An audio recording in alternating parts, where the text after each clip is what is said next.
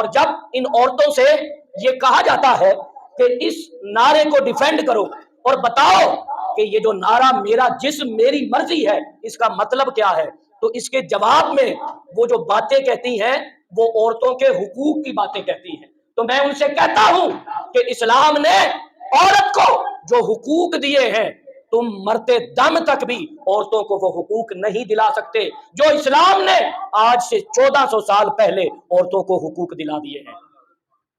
کہ نبی صلی اللہ علیہ وآلہ وسلم نے فرمایا، اور یہ یاد رکھیے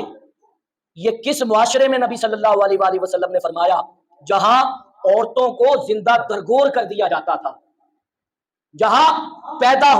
بیٹی پیدا ہونے پر اپنی بےزتی محسوس کی جاتی تھی،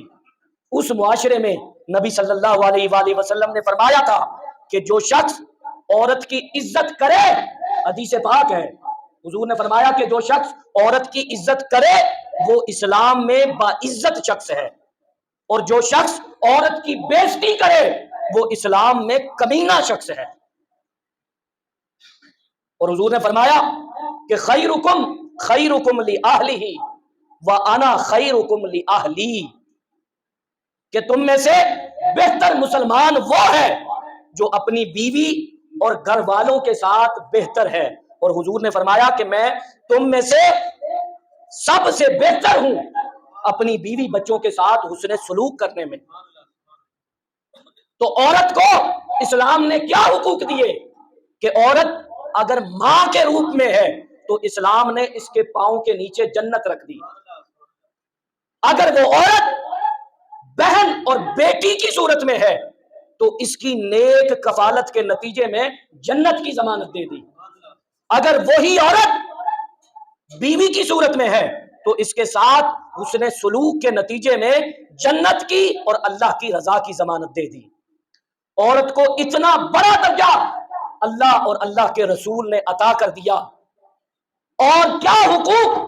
تم عورتوں کو چاہیے جو تم اس قسم کے بےہودہ نعرے لگا رہی ہو۔ اور تم عورتوں نے عورت کو صرف ایک جسم بنا کر پیش کیا کہ میرا جسم میری مرضی، تمہارے نزدیک عورت صرف ایک جسم ہے، جبکہ اسلام کے نزدیک یہی عورت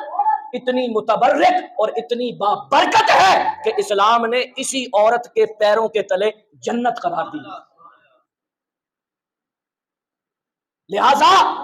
آج کے دور میں بھی عورتوں کو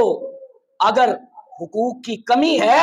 تو اس میں ہمارا اپنا قصور ہے، لیکن اسلام نے جو عورت کو حقوق دیے ہیں ان حقوقوں میں